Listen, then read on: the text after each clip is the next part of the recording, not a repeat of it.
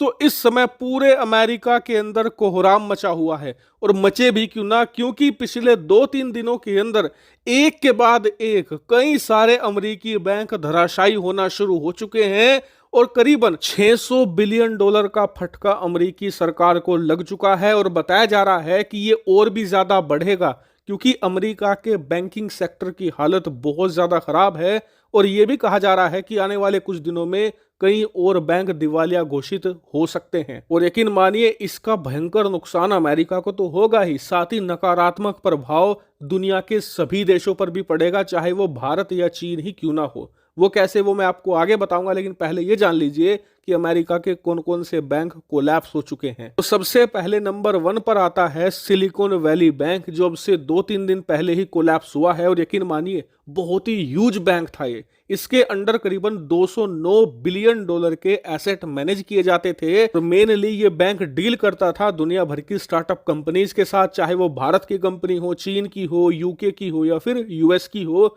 इनके एसेट को ही ये मैनेज करता था। ये कोलैप्स हुआ क्यों है? क्योंकि बैंक के पास पैसा ही नहीं था। दुनिया भर के जब डिपॉजिटर्स ने अपना पैसा वापस मांगा तो बैंक ने देने से इनकार कर दिया और इसीलिए ये बैंक पूरी तरीके से धराशायी हो चुका है। और आपको बता दो कि 209 बिलियन डॉलर का जो एसेट था उसका नुकसान तो हो ही चुका है, लेकिन अभी 180 बिलियन डॉलर का नुकसान अभी और होगा अमेरिकी सरकार को, क्योंकि अमेरिकी राष्ट्रपति जो बाइडेन ने ऐलान किया है कि जिन जिन लोगों ने पैसा अपना इस बैंक में डिपॉजिट किया था उन्हें हम बेल आउट करेंगे, मतलब उनका पैसा उन्हें वापस दिया जाएगा। और ये करीबन 180 बिलियन डॉलर के करीब बैठता है, यानी कि लगभग 390 बिलियन डॉलर का भयानक फटका लगेगा अमेरिकी सरकार को इस सिलिकॉन वैली बैंक की वजह से।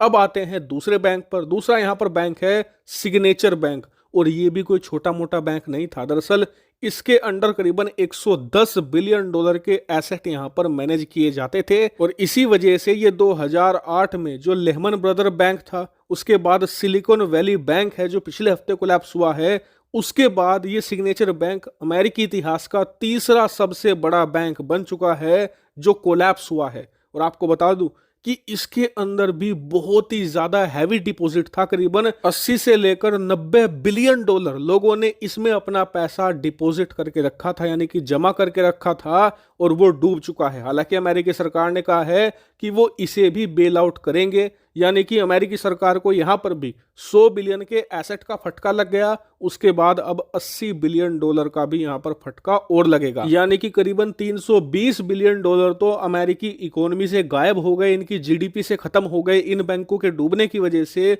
इसके ऊपर से अमेरिकी सरकार को अब करीबन 280 बिलियन डॉलर के आसपास खर्च करने पड़ेंगे अपने लोगों का डिपॉजिट वापस करने में, यानी कि दोहरा झटका है अमेरिकी सरकार के लिए। और अब चिंता ये जताई जा रही है कि इसकी देखा देखी अमेरिका में और दूसरे जो बैंक हैं वो कोलैप्स ना करने लगे, क्योंकि ये तो कुछ भी नहीं है। अमेरिका के अंदर ऐसे ऐसे बैंक हैं जो करीबन 3-3 ट्रिलियन डॉलर के एसेट मैनेज करते हैं। उदाहरण के लिए करीबन 6 बैंक तो ऐसे हैं जिनकी जो टोटल एसेट्स हैं वो 1.1 ट्रिलियन डॉलर से भी ज्यादा है। इसके अलावा करीबन 11 बैंक ऐसे हैं जिनकी एसेट वैल्यू 500 बिलियन डॉलर से भी ज्यादा है। इससे आप समझ सकते हैं कि अमेरिका का बैंकिंग सेक्टर कितना ह्यूज है। और यकीन मानिए एक बड़ा बैंक अगर यहां पर क्रैश हो गया तो अमेरिका की अर्थव्यवस्था बैठ जाएगी और उसके साथ पूरी दुनिया की भी। उदाहरण मैं आपको देता हूं 2008 का। उस समय भी लेहमन ब्रदर था जो एक बहुत ही बड़ा और शक्तिशाली बैंक था उस टाइम का, वो कोलैप्स कर गया था, जिसकी वजह से पूरी दुनिया की अर्थव्यवस्था क्रैश कर गई थी और उसे रिकवर होने में करीबन 3 साल का वक्त लगा था। इस बात से ना सिर्फ दुनिया बल्कि खुद अमेरिकी सरकार आज तक कांपती है। और इसीलिए जैसे ही ये 2 बैंक क्रैश करे हैं उसके तुरंत बाद सभी बैंकों की, चाहे वो छोटा हो या बड़ा हो, सब पर बारीक नजर रखी जा रही है अमेरिकी सरकार द्वारा कि कहीं कोई बैंक अगर दिक्कत में हो तो उसे अभी सही किया जा सकता है। अचानक से अगर कोई बैंक क्रैश कर गया तो हमारी लंका लग जाएगी। हालांकि मैं यहां पर एंड में यही कहना चाहूंगा कि अगर हिंडनबर्ग ग्रुप भारतीय कंपनियों को निशाना बनाने की बजाय अपने बैंकों पर थोड़ा सा ध्यान दे लेता तो शायद ये नौबत नहीं आती। हालांकि पूरे मामले पर मैं आपको लगातार अपडेट देता रहूंगा। Thank you very much for watching video.